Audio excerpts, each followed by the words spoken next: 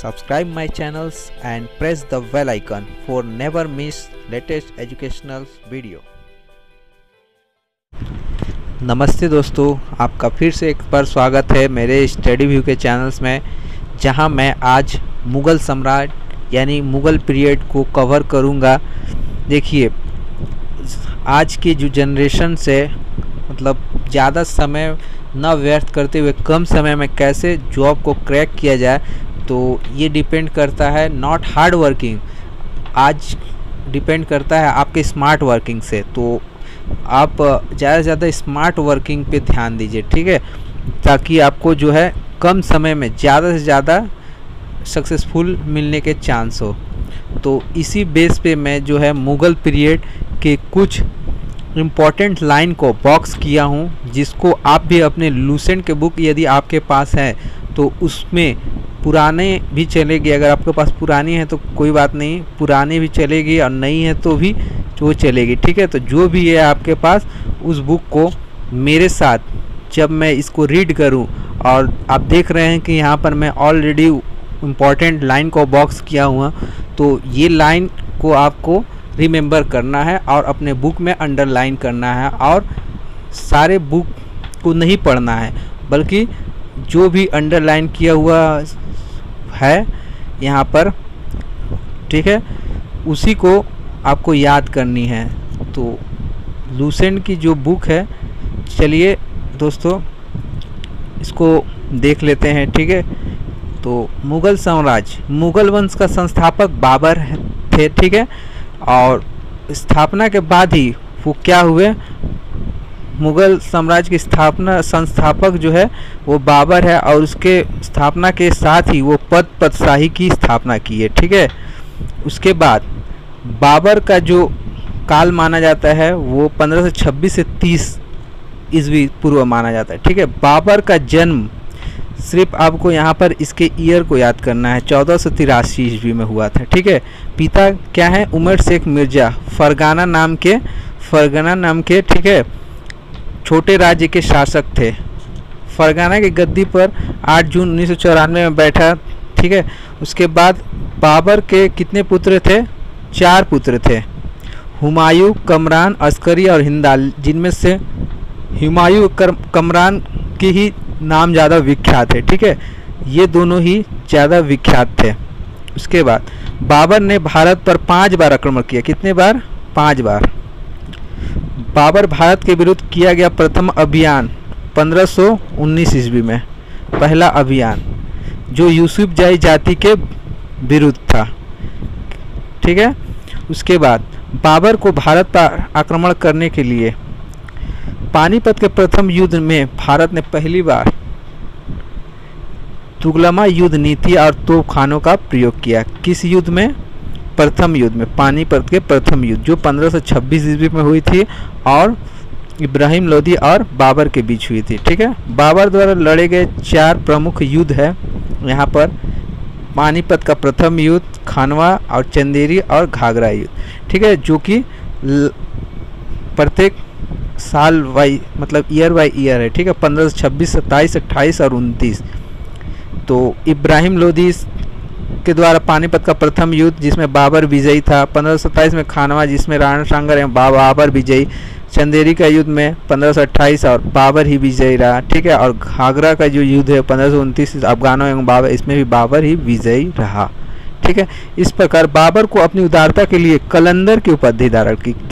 किस उपाधि, कौन सी उपाधि धारण की बाबर ने, कलंदर की उपाधि धारण की, ठीक है। खानवा के युद्ध विजय के बाद बाबर ने गाजी की उपाधि धारण की। कौन सी युद्ध के बाद, पूछा जाता है एग्जामिनेशन में कभी कभी कि कौन से युद्ध के बाद बाबर ने गाजी की उपाधि धारण की, तो कौन से युद्ध के बाद, खानवा का युद्ध के बाद। खानवा का युद्ध कब हुआ था, 1527 ईस्वी में, और किसके किसके बीच हुआ था, तो राणा सांगा और बाबर, ठीक है। तो इस प्रकार ये जो भी लाइन है बॉक्स किए हुए बहुत ही इम्पॉर्टेंट लाइन है, इसको आपको नोट कर लेना चाहिए और पूरी वीडियो को देखिए। जहाँ जहाँ मैं ऐसे लाइनों को बॉक्स किया हुआ हूँ उसको बॉक्स करिए साथ ही साथ, और सुनते रहिए इस वीडियो को और देखते रहिए लास्ट तक। चलिए आगे बढ़ते हैं। करीब 48 वर्ष की आयु में, ठीक है, 16 दिसंबर 1530 को आगरा में बाबर की मृत्यु हुई। कहाँ पर मृत्यु हुई? आगरा में। आगरा में इनकी मृत्यु हुई। लेकिन प्रारंभ में बाबर के शव को आगरा के आरामबाग में दफनाया गया। बाद में काबुल द्वारा उसके चुने गए स्थान को दफनाया। तो पहले कि जो शासक थे उनका एक विचार होता था कि मरने के बाद मुझे इस स्थान पे दफनाया जाएगा। ठीक है, तो आगरा में जब उनको मृत्यु हुई तो उसके बाद उसको काबुल में बाद में उनको वहाँ ले जाकर फिर दफनाया गया। ठीक है, तो बाबर ने अपनी आत्मकथा बाबरनामा की रचना की। बाबर की आत्मकथा बाबरनामा में, जिसका अनुवाद फारसी भाषा में अब्दुल रहीम खान ने किया। फारसी भाषा में बाबरनामा को किसने अनुवाद किया? तो अब्दुल रहीम खान यहाँ। ठीक है, बाबर को मुबैयान नामक पद शैली का भी जन्मदाता माना जाता है। किसके जन्मदाता? मुबैयान के पद शैली के जाता के नाम, ठीक है, जन्मदाता के नाम से भी जाना जाता है इनको। बाबर का उत्तराधिकारी कौन था? उनका पुत्र हुमायूं। उनका पुत्र जो है उनका उत्तराधिकारी रहा हुमायूं। तो इस प्रकार से बाबर के बाद हुमायूं जो है 1530 से 1556 ईस्वी तक शासन किए। ठीक है, नसरुद्दीन हुमायूं जो 1530 में आगरा के में 23 वर्ष की अवस्था में सिंहासन पर बैठा। गद्दी पर बैठने के पहले हुमायूं बदख्शां का सूबेदार था। कहाँ का सूबेदार था? बदख्शां का सूबेदार था। तो ये इम्पोर्टेंट कुछ पॉइंट है जो कि एग्जामिनेशन में आए हुए हैं और उम्मीद है आगे भी इस तरह के क्वेश्चंस आएंगे। तो आप इस पॉइंट को नोट करते रहिए, ठीक है, अपने बुक में, या आप नोटबुक पे खुद से नोट्स भी बना सकते हैं, जैसी आपकी मर्जी, जैसे आपको ज़्यादा सुविधा लगे। ठीक है, तो 1533 ईस्वी में हुमायूं ने दीन पनाह नामक नए नगर की स्थापना की। तो कि कौन से ईस्वी में की हुमायूं ने दीन पनाह की? तो कौन से पूछा जाएगा, कौन से सन में? तो 1533 में। और किसने दीन पनाह नामक नगर की स्थापना की? तो हुमायूं ने। इस तरह 2 क्वेश्चंस यहाँ से बन जाते हैं। ठीक है, उसके बाद चौसा का युद्ध जो है 25 जून 1539 में शेर खां और हुमायूं के बीच हुआ।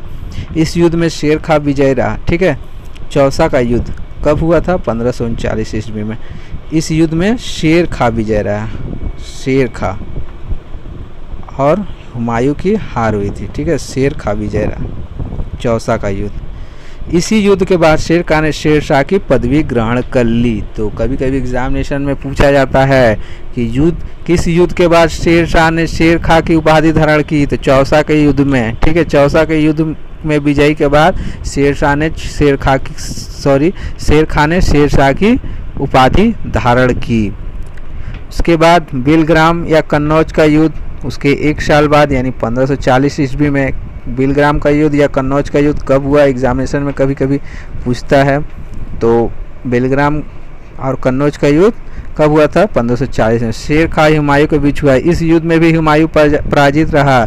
तो शेरशाह जो है दोनों युद्ध में इनकी जीत हुई थी हुमायूं से। ठीक है, कौन कौन से युद्ध थे? दोनों, चौसा का और बिलग्राम का, जो 1539 और 40 में हुई थी। शेर खां ने आसानी से आगरा और दिल्ली पर कब्जा कर लिया। बिलग्राम युद्ध के बाद हुमायूं सिंध चला गया। ठीक है, इस युद्ध में हार के बाद, बिलग्राम युद्ध के हार के बाद हुमायूं कहाँ चला गया? सिंध चला गया। वहाँ पर वो 15 साल घुमक्कड़ों की तरह जैसा अपना निवासी जीवन व्यतीत किया 15 साल तक। उसके बाद निर्वासन के समय हुमायूं ने हिंदाल के आध्यात्मिक गुरु फारसवासी शिया मीर बाबा दोस्त उर्फ मीर अली अकबर जामी की पुत्री हमीदा बानो बेगम से 19 अगस्त 1541 को निकाह कर लिया मतलब विवाह कर लिया। ठीक है, वहाँ पर किससे? हमीदा बानो बेगम से। कालांतर में हमीदा से ही अकबर जैसे महान सम्राट का जन्म हुआ। यानी हमीदा बानो बेगम जो है वो अकबर की माँ है और हुमायूं की पत्नी, यानी हुमायूं का पुत्र कौन है? अकबर। 1555 में हुमायूं ने पंजाब के सूरी शासक सिकंदर को पराजित कर दिल्ली की गद्दी पर बैठा। उसके बाद यहाँ देख लेते हैं हुमायूं द्वारा लड़े गए 4 प्रमुख युद्धों का क्रम। अब हुमायूं द्वारा भी 4 युद्ध लड़े गए थे। तो कौन कौन से वो युद्ध थे? तो वो युद्ध थे देवरा का युद्ध जो 1531 में हुआ, चौसा का युद्ध जो 1539 में हुआ, और विलग्राम का युद्ध 1540 में, और सरहिंद का युद्ध जो 1555 में हुआ। ये हुमायूं द्वारा 4 युद्ध हैं जो लड़े गए थे। ठीक है, इसको भी याद कर लीजिए।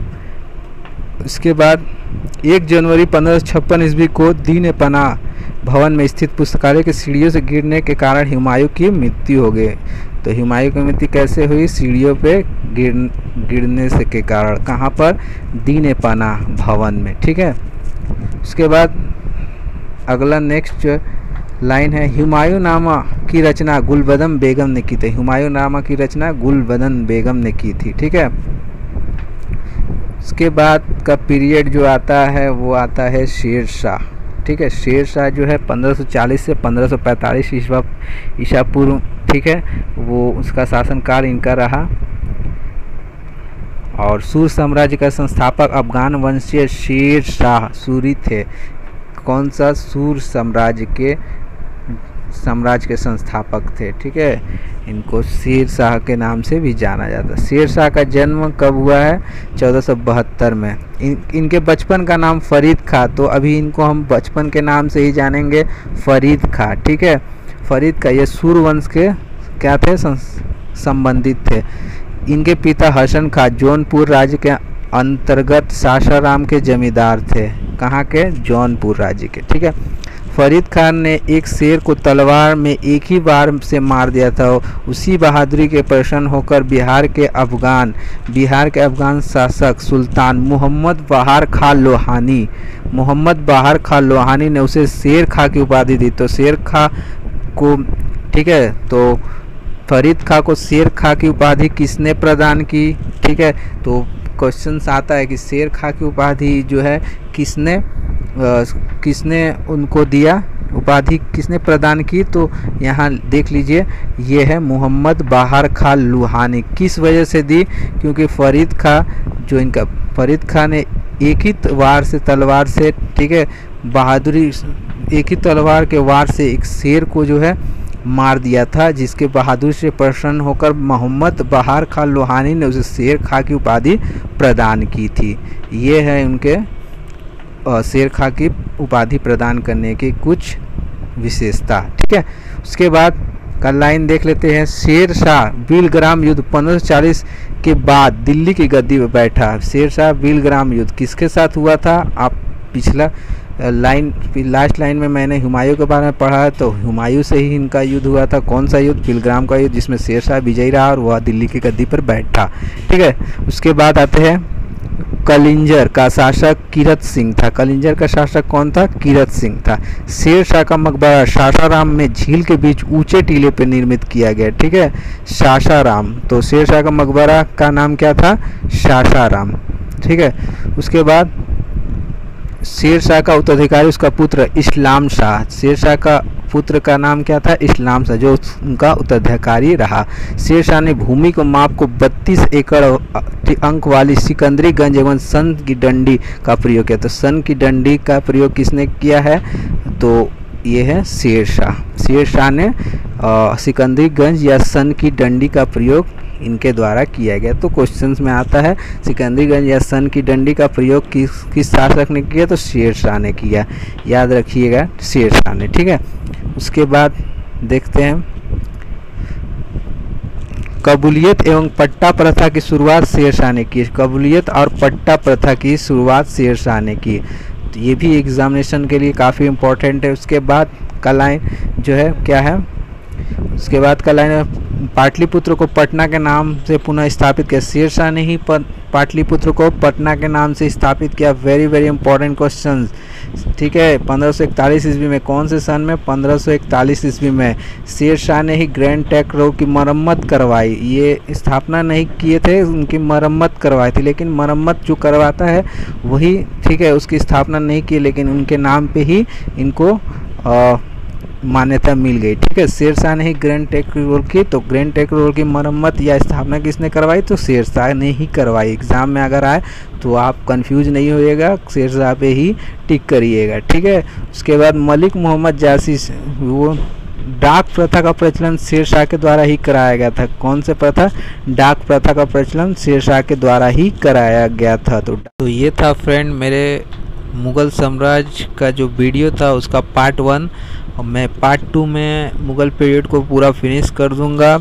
तो देखते रहिए दोस्तों मेरे स्टडी व्यू के चैनल्स को, और लाइक करना ना भूलें। अगर अच्छा लगा तो लाइक करें, शेयर करें अपने फ्रेंड्स के साथ, ताकि उनको भी ये यूज़फुल नोट्स मिल जाए। और सब्सक्राइब करना ना भूलें, और सब्सक्राइब के जो बगल में बेल का आइकन है उसको दबाकर मेरे वीडियो के सारे नोटिफिकेशन अपने मोबाइल पे सबसे पहले पाने के लिए ना भूलें। तब तक के लिए दोस्तों थैंक यू। मैं इसके पार्ट 2 में मुग़ल साम्राज्य के पीरियड को पूरा कंप्लीट कर दूंगा। ठीक है दोस्तों, धन्यवाद।